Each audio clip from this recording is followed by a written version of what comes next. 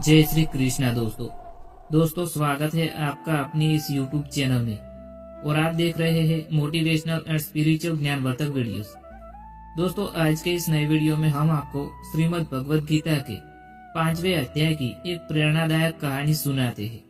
श्रीमद् भगवद गीता के 5वें अध्याय को कर्म संन्यास योग कहा जाता है। इस अध्याय में भगवान श्री कृष्ण अर्जुन को कर्म योग और संन्यास के बीच का अंतर समझाते हैं और यह भी बताते हैं कि जीवन में सच्चा संन्यास क्या है। अर्जुन इस अध्याय में फिर से यह प्रश्न उठाते हैं कि क्या कर्मों को त्याग देना ही श्रेष्ठ है या फिर उसमें रहते हुए ईश्वर को समर्पित भाव से कार्य करना। भगवान श्री कृष्ण उन्हें बताते हैं कि कर्मयोग और संन्यास दोनों ही मोक्ष की ओर ले जाने वाले मार्ग है, लेकिन कर्मयोग श्रेष्ठ है क्योंकि यह सभी के लिए सुलभ है। इस सिद्धांत को समझाने के लिए हम आपको एक प्रेरणादायक कहानी सुनाते हैं जो अध्याय 5 के मुख्य विचारों को सरल और रोचक तरीके से प्रस्तुत करती है। दोस्तों इस कहानी का नाम है दो साधकों का मार्ग। प्राचीन काल में काशी नगरी में दो युवा साधक रहते थे, देवराज और विप्रकेतु। दोनों ही भगवान श्री कृष्ण के अनन्य भक्त थे और आत्म साक्षात्कार की खोज में लगे थे। वे दोनों एक ही गुरु के शिष्य थे और ज्ञान प्राप्त करने के लिए अपने आश्रम में वर्षों से तपस्या कर रहे थे। एक दिन उनके गुरु ने अपने सभी शिष्यों को बुलाया और उनसे पूछा, तुम में से कौन कौन शारीरिक जीवन त्याग कर संन्यास लेना चाहता है और कौन गृहस्थ जीवन में रहकर कर्मयोग का पालन करना चाहता है। देवराज और विप्रकेतु दोनों इस प्रश्न से गंभीरता से विचार करने लगे। देवराज ने सोचा, संसार तो मोह माया का बंधन है। यदि मुझे मोक्ष प्राप्त करना है तो मुझे सब कुछ त्याग कर वन में जाकर ध्यान और तपस्या करनी होगी। जबकि विप्रकेतु ने सोचा, ईश्वर ने हमें यह शरीर और जीवन दिया है तो हमें इसके माध्यम से सेवा और कर्म करना चाहिए। मैं इस संसार में रहकर भगवत भक्ति कर सकता हूँ। अंत में देवराज ने संन्यास का मार्ग चुना और जंगल में चला गया, बल्कि विप्रकेतु ने कर्म योग को अपनाने का निर्णय लिया और समाज में रहकर सेवा करने लगा। सन्यासी देवराज का अनुभव। वन में जाकर देवराज ने कठोर तपस्या शुरू की। उसने सभी सांसारिक सुखों का त्याग कर दिया, अच्छे वस्त्र, भोजन, यहाँ तक कि बातचीत करना भी बंद कर दिया। वह एक गुफा में रहने लगा और दिन प्रतिदिन ध्यान तथा जप करने लगा। शुरुआत में उसे अत्यंत शांति और आनंद की अनुभूति हुई, लेकिन कुछ समय बाद उसका मन विचलित होने लगा। उसे भूख सताने लगी, ठंडी और गर्मी से शरीर कष्ट में आ गया। कभी कभी उसे अपने पुराने जीवन की याद आती और वह सोचता कि क्या उसने सही निर्णय लिया था।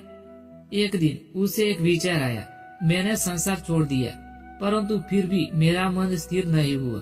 क्या केवल त्याग से ही आत्मा साक्षात्कार संभव है? यह सोचकर वह और भी अधिक ध्यान करने लगा, लेकिन उसका चित्त स्थिर नहीं हो रहा था। कर्मयोगी विप्रकेतु का अनुभव। वही दूसरी ओर विप्रकेतु ने समाज में रहकर सेवा करना शुरू कर दिया। उसने निर्धनों के लिए भोजनालय खोला, रोगियों के लिए इलाज के लिए एक औषधालय खोला और विद्या के प्रचार के लिए एक पाठशाला चलाई।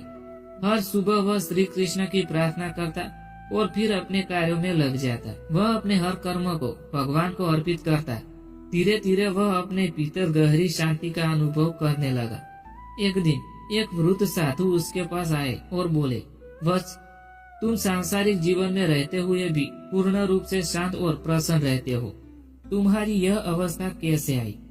विप्रकेतु ने मुस्कुराकर कहा, हे महात्मा, मैं अपने कर्मों को भगवान को समर्पित कर देता हूँ। मैं किसी भी कार्य को स्वयं के लिए नहीं करता, बल्कि इसे ईश्वर की सेवा में मानता हूँ। यही कारण है कि मैं हर परिस्थिति में प्रसन्न रहता हूँ। दोनों का पुनर्मिलन और गुरु का उपदेश। कुछ वर्षों बाद सन्यासी देवराज अपने पुराने आश्रम में लौट आए।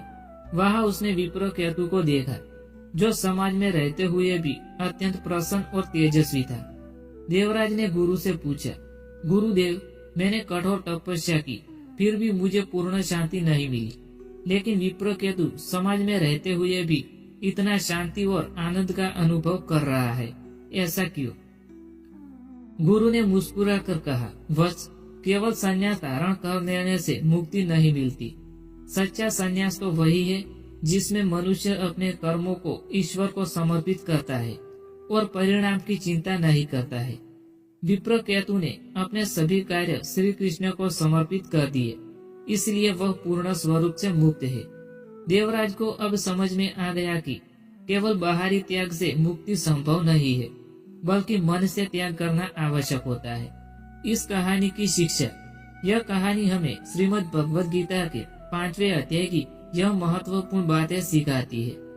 पहला है, सच्चा संन्यास कर्म के त्याग में नहीं, बल्कि फल की आसक्ति के त्याग में है। कर्मयोग, जिसमें व्यक्ति सभी कार्यों को भगवान को समर्पित करता है, सबसे श्रेष्ठ मार्ग वही है। केवल जंगल में जाकर ध्यान करने से मुक्ति नहीं मिलती, बल्कि हर कार्य में ईश्वर को देखने से आत्मा साक्षात्कार संभव है। एक सच्चा भक्त अपने हर कर्म को भक्ति में बदल सकता है और पूर्ण शांति प्राप्त कर सकता है। अंत में अपने हर कर्म को भगवत पूर्ण भाव से करना चाहिए और फल की चिंता छोड़कर केवल निष्काम भाव से सेवा करनी चाहिए। यही सच्चा कर्म संन्यास है। दोस्तों, इसी के साथ यह ज्ञानवर्धक वीडियो यहाँ समाप्त होता है। मैं उम्मीद करता हूँ कि आपको पसंद आया होगा। अगर पसंद आया हो तो इस वीडियो को लाइक करें, शेयर करें और चैनल को सब्सक्राइब करना ना भूलें। जय श्री कृष्णा दोस्तों।